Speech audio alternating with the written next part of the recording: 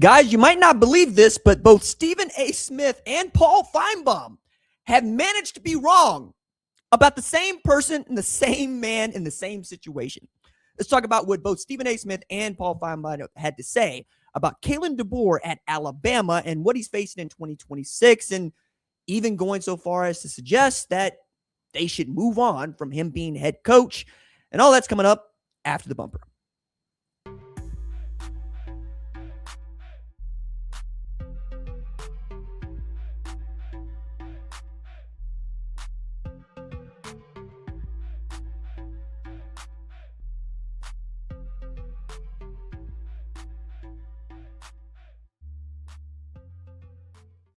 Back on Adapt and Respond with me, RJ Young. If you are new to the channel, thank you for joining us here. We talk college football year-round. If you're into that, join the more than 214,000 subscribers to Adapt and Respond College Football Podcast. You can also catch us on Apple and Spotify. In this segment, I wanted to talk about what Stephen A. Smith and Paul Finebaum had to say about Kalen DeBoer at Alabama. Normal disclaimers go here. Paul Finebaum talks a bunch about college football. You might even say that that is his full-time job, right? Stephen A. Smith, not so much. Not so much.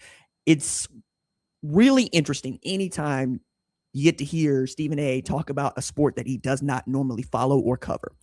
If it's the NBA, you probably got a little bit more of his ear. If it's the NFL, maybe, but specifically as it pertains to college football, wild takes. Just wild takes. But Finebaum also be having some wild takes. Like, he was all in on Arch Manning being Tim Tebow last year, got cooked for it. And so much so, it's like, let me out. I'm off of it. Please leave me alone. This year, though, he finds himself sharing the same space as Stephen A. Smith in his opinion about Kalen DeBoer. So let's start with Finebaum. We'll get to Stephen A. Smith. Finebaum believes that DeBoer faces the most pressure that he's faced at Alabama since being there, for which I would say that's just an escalator. He will continue to face pressure at Alabama until he wins, if he wins a national championship, let alone the SEC championship. Georgia's had a stranglehold on that thing, winning the last two, but has been skunked in the college football playoff the last couple of years, right? But when you go back-to-back 2021, 2022, and you've beaten Nick Saban, you get a little leeway over there, even by Georgia's fans. Then you take into account DeBoer's first year, which was up and down. 9-4, though, 5-3 in SEC play. The last year of Jalen Milroe, and when Jalen Milroe was great, they were great. When he was bad, they lost to Oklahoma and Jackson Arnold, okay? It's a team that narrowly missed the college football playoff, but again, 9-4 from a head coach who had done nothing but win until he got to Alabama, and 9-4 is still a good season. It's a great season by some estimations. Just at Bama, you're coming off of 15 years of dominance in a way that we don't see the sport dominated, especially when it's never been harder to win a football game, period. Add to this that last year's record was also kind of hit and miss, depending on how you want to look at it. So if you are going to say that Kalen DeBoer has lost 4 games in each of the last 2 seasons, okay, that's factual. But is it fair to say that that is who he is?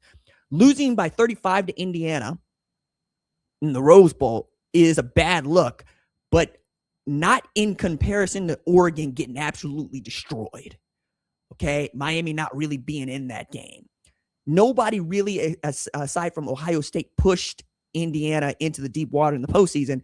And during the regular season, it was really just Iowa that got close, and Penn State that damn near came up with the biggest upset of the season, and was just a little bit short.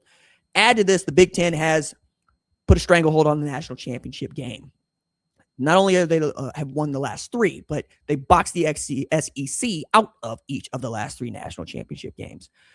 So losing by 35 to Indiana seems to have really washed away for Finebaum any sentiment that was coming back from, I believe, 17 down against Oklahoma on the road in the college football playoff. Biggest road upset of that kind that we've seen, right? I still think it is perhaps one of Kalen DeBoer's greatest achievements to beat Oklahoma in that atmosphere, in that way, and one of Oklahoma's worst defeat in state history for me. I think he's taken it a little too far, but I also think that Kalen DeBoer is not like, Paul Finebaum is not like Kalen DeBoer since he got there, for the way in which he gets down, his demeanor, how he acts on the sidelines. There's some antics there, but he's been great about developing quarterbacks. We know what he had in Jalen Milroe, inheriting him. Turned Ty Simpson into a first-round pick because that's what the LA Rams decided to do, to go trade up to get him, right? And also had a quarterback that went into Georgia and did something that nobody else, including Saban, had been able to do since 2019. Get a win. That's a good season, right? You got that win back against Oklahoma that you lost in the regular season, and you make the college football playoff. He's making steady progress in the direction that he's supposed to, given that he's following the greatest college football coach ever. And this is where I also kind of have a problem with what Stephen A. Smith has had to say about Kalen DeBoer and why I think he's wrong. To say that he's not the guy by comparing him to Nick Saban is not dishonest, because that would be too far, because he's not lying. It is disingenuous.